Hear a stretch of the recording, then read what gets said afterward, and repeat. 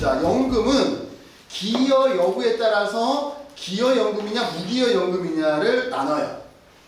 기여는 뭐예요? 이제 기여는 아시죠? 내가 낸 거가 기여예요. 그래서 기여연금은 내가 내서 연금을 받는 것은 기여연금이에요. 우리나라 국민연금 같은 거죠. 국민연금 내가 냈잖아요. 근데 무기여연금도 있죠? 네. 우리나라 기초연금. 기초연금은 세금으로 이루어지기 때문에 내가 돈 냈어요, 안 냈어요? 그거를 위해서 별도로 낸 건 아니에요. 그런데 받기 때문에 기초연금은 무기여연금이다 라고 볼 수가 있는 것이죠. 그 다음에 급여의 소득에 따라서 정액연금이냐 소득비례연금이냐 이렇게 나눠져요. 정액연금은 뭐예요? 일정 금액을 받는 것이고 소득비례연금은 뭐예요? 우리가 버는 거예요. 낸 거예요. 요즘 직원 그 공무원들은 뭐예요? 연금으로 받잖아요. 그 연금으로 받을 때 얼마 받아요? 자기가 퇴사 전에 일했던 그 금액 예를 들어서 받으면 이거는 소득비례연금인 거죠. 네, 그래서 정액으로 받는 정액연금이 있고 소득에 따라서 달라지는 소득비례연금이 있다라고 보시면 돼요. 그래서 퇴직 전에 급여를 기준으로 산정한다 그러면 이거는 소득비례연금이 될 수가 있는 것이죠. 그 다음에 기여와 급여 중 무엇이 확정되었느냐에 따라서 요거는 시험에 그래도 좀 나왔었던 게 뭐냐면 확정급여식이 있고 확정기여식이 있어요. 확정급여식은 뭐가 확정된 거예요? 급여. 내가 얼마를 낼 것인가가 확정된 것이 확정급여식이에요. 확정기여식은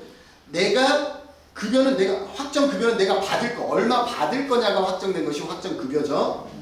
급여는 내가 받는 게 급여잖아요. 내가 아까 잘못 설명한 거 맞죠? 네. 네. 확정급여는 내가 얼마 받을 것인가가 확정된 것이 확정급여예요. 확정기여는 내가 내는 게 기여라고 그랬잖아요. 내가 얼마를 내야 되는지가 정해진 것이 확정기여다라고 보시면 되겠습니다. 그래서 확정급여연금은 국민연금 같은 거 국민연금 확정급여일까요? 아닐까요? 내가 얼마 받을지가 결정됐을까요? 안 됐을까요? 그럼 여기 잘못된 거잖아요. 되셨어요. 어떻게 돼 있어요? 내가 돈을 내는 순간 계산상식이 있기 때문에 돈을 내는 순간 내가 얼마 받을 게 이미 결정되는 거예요. 이해되세요? 네. 그래서 국민연금은 확정급여식이에요. 이해되세요? 예. 왜냐하면 이 계산식이 없다 그러면 모를까? 계산식이 있어서 우리는 여러분들도 계산하기 어려울 뿐이지 계산하면 이게 나와요. 그래서 여러분들 1년에 한 번씩 얼마 받을 거다 이거 나오잖아요. 그래서 국민연금은 확정급여식이다라는 거예요. 근데 확정기여식은 뭐냐면 내가 낸 것만 확정되어 있어. 받을 거는 확정되어 있어? 안 돼 있어? 안 돼 있어요. 이거 여러분들 퇴직정립금 할 때 확정기여식으로 하는 사람들 있죠? 이 사람은 얼마 받아요? 한 푼도 못 받을 수도 있죠? 투자 실패에 따라서. 적극적으로 투자를 해버리면 어떻게 되냐면 아예 마이너스 안 되죠, 퇴직금은. 마이너스 돼요.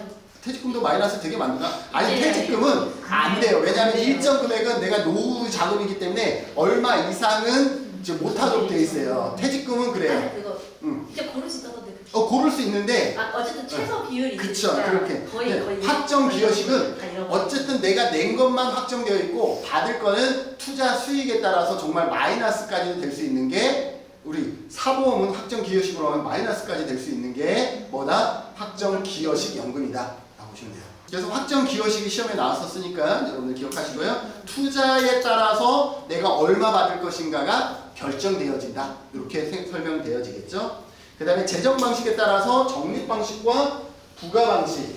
이거 아까 얘기했죠? 네. 적립 방식은 어떤 거라고 그랬어요? 국민연금처럼 내가 낸 돈을 나중에 내가 받는 거죠? 네. 그래서 내가 낸 돈을 나중에 내가 받는데 기금 운영 과정에서 뭐가 있을 수 있어요? 투자 위험이 발생할 수가 있다는 거예요. 그리고 얘는 세대 간 분쟁이 발생할 수 있어요.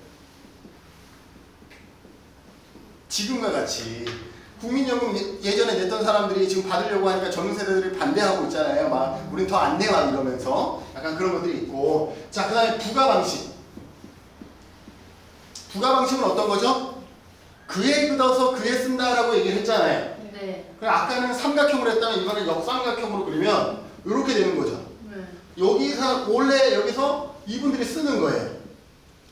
그럼 어떤 효과가 있다고 그랬어요? 세대 간 재분배. 네. 이건 세대 간 분쟁이고 이거는 세대 간 재분배 효과가 있죠. 세대 간 재분배가 있는데 이거는 왜 그림을 이렇게 그렸냐면 부가 방식 아까는 좀 괜찮았는데 이렇게 그리니까 어때요? 이 사람들이 상당히 불쌍해지죠. 뭐에 취약하냐면 인구 구조에 상당히 취약한 겁니다. 부가 방식은 인구 구조에 상당히 취약하다라는 거예요. 그래서 처음에 대부분의 나라가 이렇게 부가 방식으로 갔어요. 처음에는 전부 다 이런 삼각형이었기 때문에 부가 방식으로 갔는데 엄청 저축이 되는 거예요. 그런데 대부분의 나라가 이제 이렇게 바뀌고 있잖아요. 부가 방식에 이제 어떻게 하고 있는 거예요? 한계해지면 모든 나라들이 이해되세요? 그래서 인구 구조에 취약하다라는 거예요. 얘는 부가 방식은 인구 구조에 취약하다. 그리고 얘는 장기 계획 예측이 필요하지 않아요. 필요하지 않아요. 얘는. 네. 코로나면 코로나에 맞게 산출하면 되고 하면 되잖아요. 그런데 얘는 뭐예요? 장기 예측이 어려울 수 있다라는 거죠. 그렇죠? 얘는 장기 예측을 해야 돼요. 그래야 물가 상승률 플러스해서 줄 거 아니에요. 그래서 그러한 장기 예측은 얘는 크게 필요 없다. 얘는 장기 예측을 해야 되고 얘는 인구 구조에 취약하고 얘는 세대 간 분쟁이 발생할 수 있다. 뭐 이런 부분들을 약간 추가적으로 해 놓으셔야 기출 문제 풀 때 이용할 수 있습니다. 그 다음에 다우충 노후 소득 보장은 뭐 공적연금은 국민연금이나 특수직역, 사회보험이고 기초연금은 공공구조에 해당되고 뭐 이런 것들을 한번 보시고요. 자 이제 국민연금 보겠습니다. 자 국민연금 가입자 나이 기준 시험에 나왔었다 그랬죠? 우리 법조련에서 나왔나요? 몇 세부터 몇 세까지죠? 18세에서 65세까지. 60세잖아요. 시험에서 65세까지 나왔었다고요. 그래서 그냥 여기서 여러분들 맞출 수 있지만 시험에 보면 아 65세 맞구나 생각할 수 있어요. 그래서 60세까지다라는 거 정확히 여러분들이 좀 기억하시고 가입자의 종류는 2개죠? 4개죠. 예, 그래서 건강보험이 2개고 국민연금은 4개예요. 그런데 요거 2개를 늘 바꿔서 자주 내기 때문에 뭐예요? 국민연금은 가입 종류가 4개다라는 거예요. 사업장 가입자, 지역 가입자, 임의 가입자, 임의 계속 가입자. 그래서 그걸 잘 기억해 두셔야 되겠습니다. 자, 급여에 보면 연금액의 지급사에 따라 기본연금액과 부양가족연금액으로 산정된다라는 것이고 기본연금액은 그 계산 상식이고 부양가족연금액은 부양가족이 있느냐에 따라서 1년에 한 10몇만 원 정도 추가로 주는 것이 있습니다. 여기 계산식 봤더니 뭐라고 되어 있어요? 1.2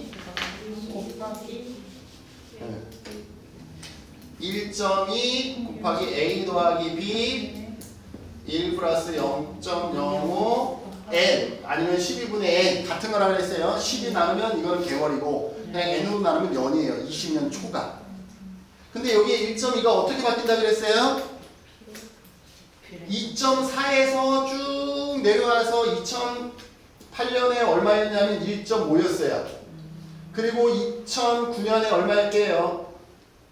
얼마씩 줄어든다 그랬어요? 0.015씩 줄어든다 그랬어요. 그래서 20년 동안 줄어들면 언제요? 2028년에 얼마가 되는 거예요? 곱하기 20 하면 0.3이 되겠죠? 그래서 얘가 얼마가 1.5에서 0.3이 줄어드니까 1.2가 되는 거예요. 그래서 1.2는 2028년 기준인 거예요. 어떻게 보면. 그래서 지난번에 제가 설명할 때 얘를 썼었어요. 2.4를 썼었고 이 교재에서는 1.2를 쓰는 거는 2028년 기준이에요. 그래서 여러분들이 기억할 거는 2008년부터 0.015씩 줄어들고 있다는 거예요.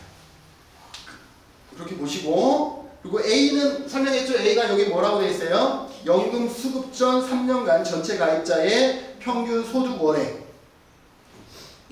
평균액.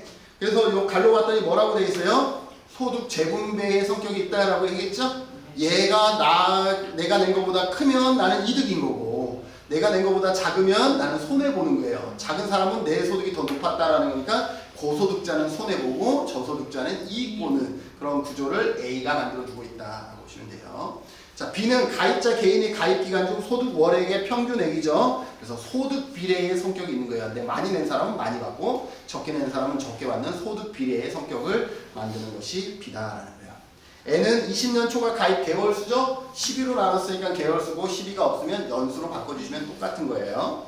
자, 급여의 종류에는 노장유관사 있다 그랬죠? 노령연금, 장애연금, 노장유, 유족연금, 반환일시금, 사망일시금, 노장유관사. 노령연금, 연금을 받으려면 최소 몇 년 내야 된다 그랬어요? 10년 이상 내야 된다 그랬어요. 그래서 10년 이상 내면 연금으로 받을 수 있고, 완전 노령연금은 몇 살? 65세 20년. 야, 20년 내야. 20년 내야 완전 노령연금이고, 연금 중에 분할연금이라고 있었죠? 분할연금은 조건이 뭐죠? 5년 이상 같이 살다가 이혼하신 경우에 배우자의 같이 산 기간의 절반을 내 연금으로 받아오는 것. 이거 분할연금이라고 그랬죠? 네. 네, 기억하세요.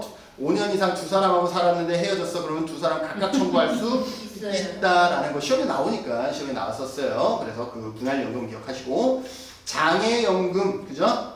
네. 국민연금 가입자가 어떤 사고로 장애가 발생했을 때, 여기는 장애예요, 장해예요. 장해. 여기 장애, 산재가 장해예요. 이게 시험에 자주 나오는 거예요. 그래서 장애는 연금이고 장해는 산재예요. 해자 들어가면 뭐 어떤 의미가 있다 그랬어요? 노동 능력을 보는 거예요. 노동 능력. 이거는 노동 능력을 보는 게 아니라 얼마나 다쳤느냐를 보는 거예요. 그냥 그래서 장애예요. 장애연금. 그다음에 유족연금은 가입 기간에 따라서 40%에서 60%로 나눠져요. 그래서 10년 미만이면 40%. 기본연금액의 40%, 10년에서 20년이면 50%, 20년 이상이면 60% 이렇게 지급하는 것이 유족연금인데, 자, 유족연금은 배우자, 그 다음 누구죠? 자녀죠. 네. 자녀는 연령 제한이 있었어요. 몇 살? 25세 미만. 근데 중증장애야. 그럼 나이 제한이 없어요. 사라져요. 부모, 이제 부모로 넘어왔어. 부모는 연령 제한이 있어. 60세 이상이라 해야 돼요. 60세 미만인데 중증장애 있어. 받을 수 있어요? 없어요? 있어요. 그러니까 중증장애인 경우는 그 나이 제한이 아예 사라져 버리는 것이고, 중증장애가 아닐 경우에는 자녀는 25세 미만일 때 유족연금의 대상이고, 부모는 60세 이상일 때 유족연금 대상. 손자녀는 19세 미만일 때. 네, 그래서 그 나이 기준도 이제는 나올 때가 됐어요. 더 문제들을 낼 게 없기 때문에 그렇게 기억하시고, 반환이 지금 있다. 전달체계는 국민연금 사업은 보건복지부 장관이 해요. 그래서 국민연금공단이 국민연금 사업을 수행한다. 자, 우리 사회보험이 뭐죠? 국민연금 누가 관장해요? 시험에 나왔어. 금방 얘기했잖아. 보건복지부 장관. 그 다음에 산재, 고용노동부, 고용. 산재. 고용노동. 고용노동. 산재와 고용은 고용노동부예요. 나머지는 전부 다 보건복지부예요. 건강보험도 누구 거예요? 보건복지부잖아요. 장기요양도 누구 거예요? 보건복지부잖아요. 근데 국민연금까지 보건복지부니까 3개는 보건복지부, 2개는 고용노동부. 이거 제일 마지막 문제가 이거였었던 것 같아요. 내 기억에는. 원래 시험 맨 마지막. 그 다음에 보험료. 보험료는 가입자 부담금과 기여금이 있어요. 부담금은 누가 내는 거예요? 사용주가 내는 거야. 우리가 내는 거는 뭐예요? 기여야. 항상 우리가 내는 건 기여라고 해요. 아까 그래서 기여연금, 무기여연금 이렇게 했잖아요. 그 기여는 사업장 가입자가 부담하는 거예요. 우리가 사업장 가입자가 되는 거예요. 부담금은 사업장 가입자의 사용자, 그러니까 고용주가 내는 것이고. 그래서 그걸 잘 기억합시다. 지역가입자, 임의가입자, 임의계속가입자는 누가 내요? 보험료를 누가 내? 본인이. 사업장 가입자만 반반 내는 거예요. 국민연금을. 나머지 지역가입자, 임의가입자, 임의계속가입자는 100% 누가 내? 본인이 내는 거예요. 그런데 지역가입자인데도 본인이 안 내는 경우가 있어. 맨 마지막에 봤더니 누구예요? 농어업인은 연금보험료를 국고에서 지원해줘요. 50% 지원해줘요. 이해돼요? 네. 그래서 이거 감면이 된다는 것도 여러분들 기억하시고, 아까 기준소득월액에 상한액과 하한액이 존재한다 그랬죠? 네. 그래서 상한액의 존재는 소득 재분배 효과를 제한한다라고. 그래서 이거를 우리는 다른 말로 뭐라고 얘기했어요? 역진성이 있다라고 얘기했잖아요. 국민연금에 이게 600만 원 정도가 상한액이기 때문에 역진성이 존재한다라고 아까 우리가 얘기했었잖아요. 자, 크레딧도 우리가 배웠어요. 크레딧은 뭐예요? 가입 기간을 추가해주는 거죠. 가입 기간만 추가해줘도 뭐가? 여기 가입 기간만 추가해줘도 5%, 1년에 5%를 더 받는 거예요. 그러니까 한마디로 말해서 엄청난 거죠. 그래서 가입 기간을 추가 산입해주는 것을 크레딧이라고 얘기를 한다. 그래서 우리나라의 국민연금은 크레딧 종류가 3가지가 있어요. 그죠? 뭐예요? 출산하면은 개월수까지 기억해 줘야 되겠죠? 어떻게 된다 그랬어요? 둘째부터 가능하다 그랬죠? 둘째부터 가능하고 둘째, 셋째, 넷째, 다섯째까지 뭐 상관없어요. 둘째는 12개월, 셋째는 3이 들어갔으니까 30개월, 넷째는 4가 들어갔으니까 48개월, 다섯째는 5가 들어갔으니까 50개월. 몇씩 커진다 그랬어요? 18씩 커진다. 근데 여기는 맥시멈을 50으로 정해놨기 때문에 아직 넘어가지는 않고 있다. 그래서 요 자녀 수 대비 몇 개월인지 이것도 시험에 나오기 때문에 기억하시고, 그 다음에 근복무 크레딧이죠. 근복무 크레딧은 몇 년? 6개월. 네. 이 생애 6개월이고, 그 다음에 실업 크레딧이 있어요. 내가 구직급여를 받는데 내가 25%를 내면 국가에서 75%를 대주는 거예요. 생애에 12개월까지만 인정이 되어집니다. 생애 12개월. 건강보험. 그래서 이쪽에서는 이번에 시험에 거의 안 나왔었던 것 같아. 건강보험과 노인 장기요양보험을 보면 건강보험 적용 대상은 국내에 거주하는 국민은 건강보험의 가입자 또는 피부양자가 되어줘야 되는데, 피부양자는 직장가입자의 배우자 어떻게 저촉에 하고 맨 마지막에 소득 및 재산이 기준 이하의 사람만 해당되는 거예요. 이제는 고소득 고재산은 여기에 피부양자의 대상이 되더라도 고소득 고재산에 있는 사람들은 어떻게 별도로 지역가입자로 가입을 하거나 직장가입자로 가입을 해야 되는 거죠. 가입자의 종류는 두 가지죠. 직장가입자와 지역가입자로 나뉜다. 아까 국민연금은 4가지였는데 건강보험은 2가지다. 급여에는 여기에 5가지가 적혀 있어요. 근데 정책은 사실은 여기에서 요양급여는 어떤 거라 그랬어요? 병원에 가서 치료받는 거. 그래서 진찰에서부터 입원, 재활, 입원, 간호, 이송까지를 우리는 요양급여라고 얘기를 합니다. 그래서 병원에 가서 약을 받는 것도 요양급여에 해당하는 거예요. 네, 거기까지 보시면 되고, 그 다음에 요양비는 뭐예요? 우리가 긴급할 때 요양기관에 가서 해야 되는데, 요양기관과 비슷한 곳에서 질병이나 부상이나 출산에 대한 요양을 받으면 그것에 해당하는 것을 요양비로 지급한다 그랬어요. 그래서 요양급여는 현물일까요? 현금일까요? 요양급여. 병원에 가서 치료받는 거니까 서비스예요. 서비스는 뭐야? 현물. 시험을 어떻게 나오냐면, 우리가 아까 운영효율성, 목표효율성 막 이렇게 얘기했잖아요. 다음 중 운영효율성이 높은 거 한 다음에 어떻게 해요? 뭐 요양급여, 그 다음에 요양비 이런 걸 적어 놓는 거예요. 그러니까 여러분들이 여기에서는 적어도 어느 게 현금이고 어느 게 현물인지는 기억해야 돼요. 여기서 요 예를 갖고 예시를 많이 들어요. 그래서 요양급여는 현물 서비스고 현물급여고, 요양비는 현금이고, 그 다음에 부가급여에 의해서 임신, 출산, 진료비, 장례비, 상병수당이 있는데, 실제 우리나라에서 하는 건 뭐래요? 임신, 출산, 진료비만 하고 상병수당은 시범사업이고 전국민 대상은 아직 아니에요. 자, 그런데 이 부가급여의 임신, 출산, 진료비는 급여가 뭘까요? 바우처예요, 바우처. 네. 자, 그 다음에 등록장애인이 가입자인 피부양자에게는 보조기기에 대한 보험급여를 실시해요.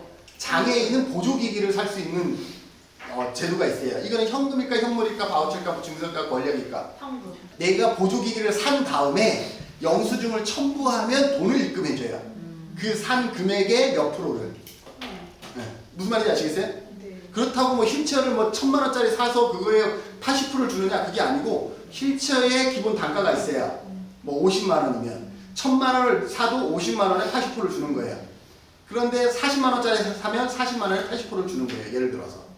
그래서 돈으로 입금을 해줘요. 통장에다가.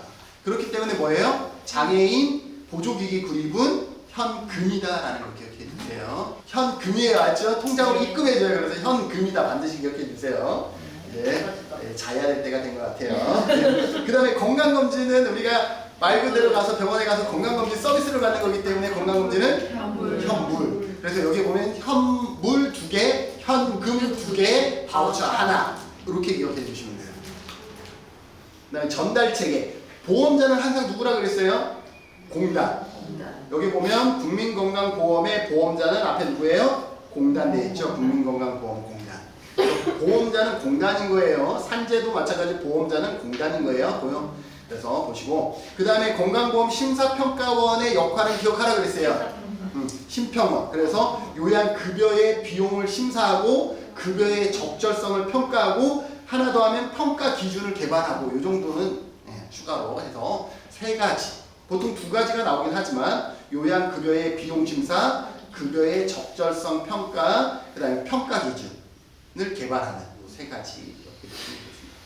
그 다음에 아까 막 통합 뭐 이런 얘기 한번 한 적 있었잖아요. 그 다음에 건강보험의 전달체계는 조합주의에서 통합주의로 바뀌어요. 처음에 1998년에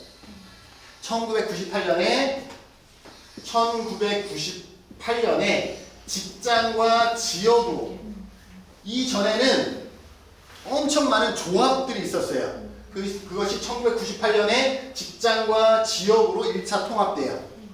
그 다음에 2000년에 직장과 지역이 조직만 통합돼요. 아직 뭐는 통합 안 된 거냐? 재정은 통합 안 된 거예요. 그런 다음에 2023년에 완전 통합이에요. 완전 통합. 뭐까지? 재정까지. 그래서 이렇게 기억하세요. 여기는 좀 이상하게 막 적혀 있어서 이렇게 기억하시면 될 것 같아요. 1998년에 1차 통합으로 직장과 지역으로 2가지로 이렇게 통합이 됐어요. 엄청 많은 조합들이 이제 사라지고. 2000년에는 직장과 지역이 조직까지 통합이 됐어요. 2003년에는 재정까지 완전 통합됐어요. 그래서 2003년 보시면 되겠습니다. 그다음에 재원. 직장 가입자의 월별 보험료의 재원은 보수 월액 보험료와 보수의 소득 월액 보험료에 따라서 산정한다 그랬어요. 그래서 직장 가입자의 월별 보험료. 그러니까 직장 가입자인데 보수를 받잖아요. 자기가 보수는 급여예요. 그러면 급여에 7점 몇 프로를 곱해서 그게 급여인 거고, 그런데 그 사람이 외부에 갔는데 뭐가 별도의 소득이 있어. 2천만 원 이상의 소득이 있어. 2천만 원 이하면 안 내요. 근데 2천만 원 이상의 소득이 있으면 어떻게 한다라는 거예요? 소득 월액 보험료도 별도로 내요. 내가 원래는 소득이 아직 2천만 원을 이거 1년 기준이에요. 1년 기준. 그러니까 전년도 기준으로 납부를 해요. 원래. 그러니까 나 같은 경우는 4월쯤? 작년에 나눔의 집이 원래 2월까지 계약이었어요. 그러니까 거기에서 받는 돈이 어쨌든 연봉 계약을 했기 때문에 되죠. 네. 그러니까 당연히 2천만 원 넘죠. 그래서 그걸 기준으로 해서 원래 저는 그러니까 작년부터 계속 소득 월액 보험료를 별도로 내고 있어요.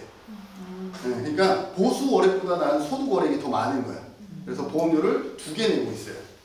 건강보험료 이렇게 보수 월액 내고 있고, 그다음에 소득 월액을 또 별도로 내고 있는 거예요. 이 소득 월액을 별도로 각 교수님이 직접 건강보험에 신고해 주는 거예요? 아니면? 아니요. 연말정산하면 나 같은 경우는 소득이 있기 때문에 종합소득 신고 대상이잖아요. 5월달에 종합소득 신고를 하면 건강보험이 알아서 정보 가져가가지고 알아서 고지가 나와요. 그냥 언제부터 대상자라서 이렇게 얼마 이렇게 부과됩니다. 그래서 부과되는 거예요. 그래서 원래는 모르겠어요. 이게 그러니까 그 교육비 우리가 강사료를 받을 때에도 이게 기타 소득으로 받느냐 뭐 이거 되게 중요하더라고. 사업소득으로 받느냐. 네. 나 몰랐어. 근데 사업소득으로 받으려고 하면 그거 있어야 되잖아요. 사업자 등록증. 아 몰라 어느 게 좋은지 나중에는 좀 X가 클 때는 좀 알아보고 받아야 되겠어. 그 3.3이네 8.8이네 다르고 기타 소득은 8.8% 했을 때 12만 원 이하면 소득세 안 되잖아요. 그러니까 나는 어차피 세금을 많이 떼는 건 상관없어. 나중에 어쨌든 돌려받을 거니까. 네.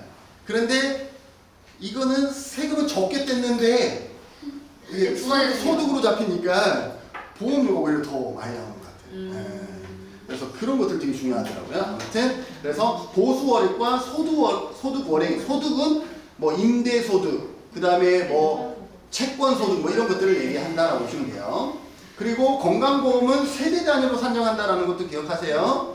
개인이 아니에요. 개인이 내는 게 아니에요. 그래서 세대 단위로 산정되어진다라는 것이고, 건강보험료도 뭐가 있다 그랬어요? 상한액과 하한액이 있어서 소득 재분배가 한계가 있다라는 거예요. 근데 건강보험료는 1억이 상한액이기 때문에 거의 막 상한액의 의미가 별로 없긴 해요. 국민연금은 아까 600만 원이었잖아요. 왜 이렇게 차이 나는지 설명했죠? 국민연금을 많이 1억까지 해버리면 그 1억을 낸 사람이 나중에 그만큼 받아버려요. 그러니까 노후가 돼도 엄청 큰 돈이 그쪽으로 지출이 되는 거야. 근데 건강보험 내고 받을 일이 없잖아요. 많이 냈다고 나중에 받는 게 아니잖아요. 그죠? 그래서 최대한 많이 거둘 수 있도록 상한액을 1억까지 늘려놓은 거예요. 그러니까 1억을 버는 사람과 2억을 버는 사람은 똑같은 돈을 내지만 1,000만 원을 버는 사람과 1억을 버는 사람의 보험료는 엄청 차이가 나는 거다라고 보시면 돼요.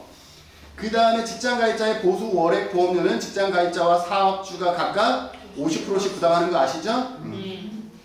국민건강보험공단은 국민건강증진기금에서 자금을 지원받을 수 있다는 것이고, 진료비 지불제 방식도 기억합시다. 자, 일단 제3자 지불 방식, 아까 뭐에서 제3자 지불 방식 했죠? 바우처 할 때 서비스는 이 사람이 받았지만, A라는 클라이언트가 받았지만 그걸 지불하는 건 누가 지불했어요? 시군구나 정부가 지불했잖아요. 그죠? 네. 공단이 지불하는 거니까 정부라고 보면 이게 제3자가 지불했잖아요. 병원비도 어떻게 돼요? 내가 가서 서비스를 받았지만 물론 본인 부담금은 내가 내요. 네. 그런데 나머지는 어떻게 하게 해요? 공단에서 병원으로 돈 주잖아요. 네. 그래서 이걸 뭐라 그래? 제3자 지불 방식이라고 얘기를 하는 거예요.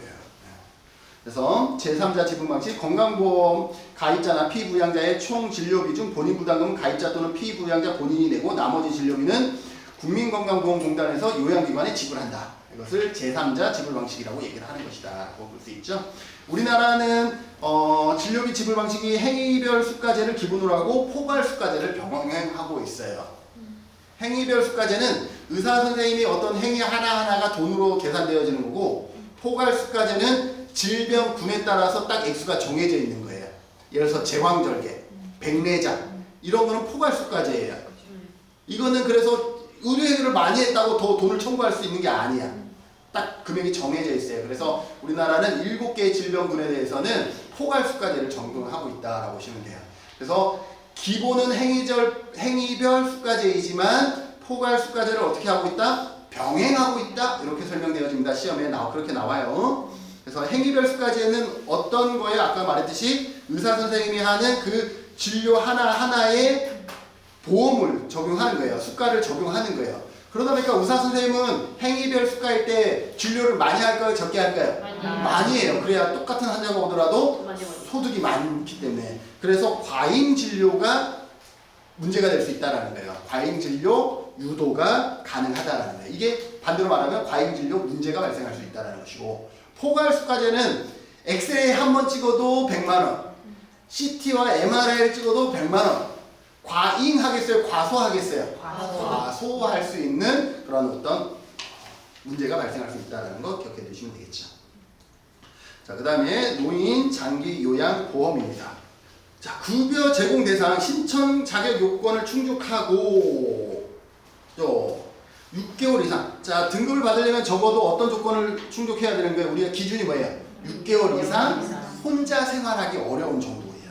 그래서 6개월 이상 혼자서 일상생활을 수행하기 어렵다라고 인정되는 노인 등에 해당되는 정의가 여기에 있죠. 65세 이상의 노인이거나 65세 미만이면서 노인성 질환을 가지고 있는. 그래서 노인성 질환이라는 것은 치매나 뇌혈관성 질환, 이런 거를 얘기를 하는 것이죠. 뇌졸중 이런 것들을 가진 사람을 얘기한다. 신청 자격은 65세 이상의 노인 또는 65세 미만의 자로서 노인성 질환을 가진 사람으로서 장기요양보험 가입자 또는 피부양자 또 의료급여 수급권자 중 어느 하나에 해당하는 사람. 그렇죠? 자, 의료급여 수급자는 건강보험 가입해야 안 해요? 안 하죠? 제외 대상이죠? 왜냐하면 의료급여에서 건강보험에 해당하는 것을 다 서비스를 받을 수가 있기 때문에. 그렇죠? 자, 장기요양의 유효 인정기간은 최소 몇 년으로 한다 그랬어요? 1년. 1년 이상으로 한다. 1년 이상이에요. 그럼 우리나라는 지금 몇 년이에요? 2년이에요. 우리나라는 2년. 그리고 그것도 얘기했죠? 등급 신청했는데 1등급인데 또 나중에 갱신했더니 1등급이야. 그러면 몇 년? 4년. 유효기간이 4년으로 바뀌어요. 2등급인데 2등급 하면 3년. 3등급인데 3등급으로 하면 3년. 4등급인데 4등급으로 하면 3년. 공부도 안 했구나, 걔. 5등급인데 5등급 받으면 이때 2년이에요. 네. 그래서 요거를 일부러 이렇게 풀었었어요. 헷갈리니까. 2년 2등급에서 4등급은 같은 등급이 나왔을 때 3년 이렇게 설명이 돼 있었어요 그때는. 그리고 이걸 여러분들 헷갈리게 하려고 이렇게 해봤더니 역시나 다르다. 그리고 5등급하고 인지 등급은 그대로 2년이에요. 왜냐하면 최고가 2년이잖아요. 지금 현행 우리나라는. 그러니까 급여의 종류는 재가급여, 시설급여, 특별현금급여 있죠. 근데 특별현금급의 갈로가 잘못되어 있죠. 네. 특별현금급여는 더 적어줘. 뭐 있어요? 가족요양비, 그 다음에 특례요양비, 요양병원 간병비. 국내 요양. 예, 가족요양비, 특례요양비, 요양병원 간병비. 그 중에서 지금 실시하는 것은 뭐다? 가족요양비만 한다. 도서상관에 등급을 받았는데 서비스 들어올 기간이 없어. 그러면 가족이 돌보더라도 뭐 하는 거예요? 인정해 주는 거. 이제 장애인 활동 지원도 가족 요양을 인정해 주더라고요. 제도가. 그래서 그렇게 좀 바뀌고 있어요. 그래서 그런 부분들도 있다. 그래서 급여의 종류 재가, 시설, 특별현금급여가 있다는 거고, 재가급여는 방문요양, 방문목욕, 방문간호, 주야간보호, 단기보호, 그 다음에 기타. 기타는 복지용무 대여를 의미합니다. 그 다음에 시설급여 있죠? 시설급여에 아주 가끔 나오는 게 뭐냐면, 시설급여는 요양자가 들어가줘야 돼요. 그죠? 그래서 뭐예요? 노인, 장기, 요양시설. 요양. 그 다음에 요양 공동. 가죠. 그죠? 노인 요양 공동관리 예정이라서 요양자가 들어가야 돼요. 시설급여에. 근데 여기에다가 노인병원, 노인 요양병원 돼야 안 돼요? 안 돼요. 이 노인 요양병원은 의료법이에요. 의료법. 여기에 노인 요양 공동 생활이나 노인 요양원이나 이거는 뭐예요? 이거는 장기 요양 급여에 의한 시설 급여인데, 노인 요양병원은 의료법에 의해서 별도의 병원인 거예요. 사회복지 시설이 아니라 요양병원은 병원인 거예요. 네. 노인 요양병원은 병원이다 라는 것도 기억해 주시고요.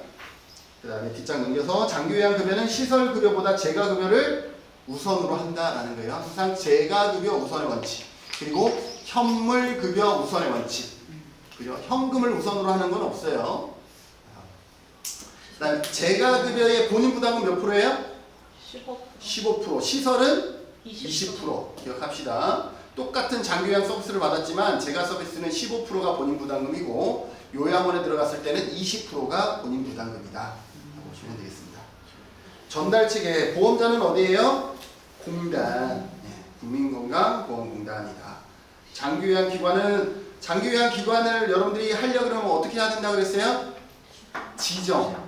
사회복지시설은 시군구의 신고사항인데, 장기요양은 뭐라 그랬어요? 지정사항이다. 그래서 시군구 지정 기억하라고 그랬습니다. 재원. 이거 법조론에서 배웠어요. 장기요양 보험료는 건강보험료와 어떻게 해요? 통합징수. 그런데 고지는 어떻게 해야 돼요? 별도로. 네, 각각 구분하여 고지. 예산을 어떻게 써야 돼요? 독립회계에서 별도로 써야 된다. 이것을 여러분들이 기억해 주셔야 되겠습니다. 이제 산재.